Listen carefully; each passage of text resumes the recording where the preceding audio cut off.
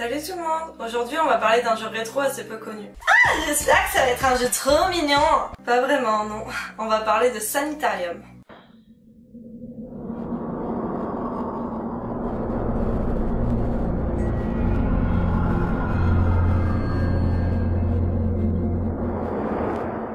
Je sens que ça va me plaire.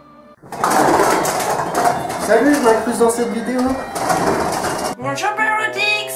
Il s'agit d'un jeu d'aventure en point and click sorti en 1998 sur PC. Oui, j'adore les point and click moi. C'est un jeu d'horreur psychologique connu pour son côté morbide et son ambiance très dérangeante. Donc bah, finalement je veux pas y jouer. Pour une fois qu'une de tes vidéos va être intéressante. Il a été développé par Dreamforge, un studio américain spécialisé sur les jeux d'Amiga et de PC. Maintenant, le jeu est considéré comme un abandonware, donc il est trouvable facilement et gratuitement sur internet. Et comme je suis une personne géniale, je vous mets le lien dans la description de la vidéo. Tout est relatif. Toi, je t'aime bien. On incarne un homme totalement amnésique qui se réveille dans un hôpital psychiatrique. Il a le visage totalement recouvert de bandages dû apparemment à un accident de voiture. L'homme de ma vie. Non mais sérieux, c'est trop horrible. Comment tu fais pour regarder des horreurs pareilles? On cherchera donc à retrouver la mémoire et la raison de notre incarnation dans cet asile. Pour cela, on est plongé dans sa conscience, emplie de colère, de terreur et de folie. On ne discerne plus la réalité du rêve. Peut-être qu'il est simplement fou aussi, non? Simplement, à l'asile, ils ont dit que j'étais folle et que j'étais pas une vraie belette. Et ils m'ont dit même que Beletland n'existait que dans ma tête. Belette quoi? Bah Beletland, la ville des belettes en Angleterre. C'est pour ça que j'ai un accent, puisque je viens de là-bas. Revenons au jeu. On se demande de plus en plus si l'asile est réel. Et les monstres, on est qui exactement? Est-ce qu'on est vraiment fou? Le jeu est découpé en chapitres qui représentent des mondes différents sortis tout droit de l'esprit de notre protagoniste. Ouais bah il est vraiment fou quoi. Pas vraiment, parce que chaque monde, chaque personnage représente une partie de notre passé. D'ailleurs parlons de ces différents personnages. Sans spoiler, je peux vous dire qu'à un moment on devient une petite fille sur une île déserte où se trouve seulement un cirque, puis un cyclope contre des insectes très intelligents, puis un dieu aztèque qui doit sauver le monde. J'adore de plus en plus ce jeu. Dit comme ça, le jeu a l'air d'avoir ni queue ni tête. Mais en fait, il est très bien ficelé pour avoir vraiment des indices petit à petit sur l'horrible vérité de notre passé. Non mais sérieux, faut vraiment trop réfléchir dans le jeu quoi, ils peuvent pas faire un truc simple. Aussi simple que ton esprit, ça va être difficile. Il y a donc plusieurs mondes plus ou moins psychédéliques. Une semaine après sa sortie, le jeu a été interdit en France pour justement un de ces mondes. Hé, espèce de crétin! Tu nous fais de l'ombre! Allez viens Billy, on joue! T'as pas le droit de... D'accord. Non mais tu m'étonnes qu'ils l'ont interdit. Non mais de toute manière, les jeux vidéo ça rend violent. D'ailleurs j'adore ce monde. On peut même y voir une petite fille qui saute à la corde alors qu'elle a 2 jambes de bois.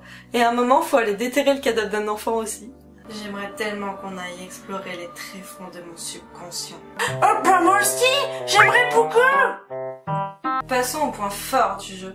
Les graphismes sont plus que corrects pour l'époque. Il y a beaucoup de détails et les cinématiques sont vraiment belles. De plus, le personnage principal est vraiment attachant, on s'inquiète vraiment pour lui, on se demande vraiment ce qui va lui arriver. On se met vraiment à sa place, il est seul et démuni, il ne connaît ni son visage ni son nom. D'ailleurs, le choix d'un héros défiguré et amnésique n'est pas anodin. On peut se reconnaître en lui, il pourrait être n'importe qui. Par ce procédé, le jeu traite de la folie de l'homme en général, et non pas d'un homme en particulier. Bon, faut lui faire plein de petits câlins, puis il ira mieux. Parole de Belette. Ah oui, plein de petits câlins au Belette. Non, non, non, non. Le jeu est d'ailleurs plutôt long, j'ai mis une bonne vingtaine d'heures pour le terminer. Et j'ai ensuite recommencé la partie pour mieux comprendre certains passages. Ah non, mais il faut recommencer le jeu plusieurs fois? Non mais c'est super relou. Tu ne meurs donc jamais vraiment. D'ailleurs la bande son est très bien adaptée aux différents scénarios. Jamais on sent une volonté de choquer pour choquer. Tout a un sens, tout est métaphore, tout a un but précis. Maintenant passons au point faible du jeu. Le gameplay est horrible. Pour avancer on doit maintenir le clic droit de la souris enfoncée. Mais pourquoi ce choix? Puis notre personnage est lent, très lent. Bon on s'y fait rapidement mais au départ c'est vraiment agaçant. Ce jeu est sadique jusqu'au bout. J'adore ça. J'ai vu que plusieurs sites disent que les énigmes sont trop simples. Alors franchement, je dois être stupide, mais moi j'ai trouvé que les énigmes au contraire, elles étaient vraiment difficiles. J'ai été obligée d'aller voir la solution plusieurs fois pour continuer d'avancer. Heureusement que la honte ne tue pas. Le doublage français est parfois un peu lourd, surtout quand on est la petite fille. Au bout d'un moment, on a vraiment envie de couper le son. Je sais pas, monsieur.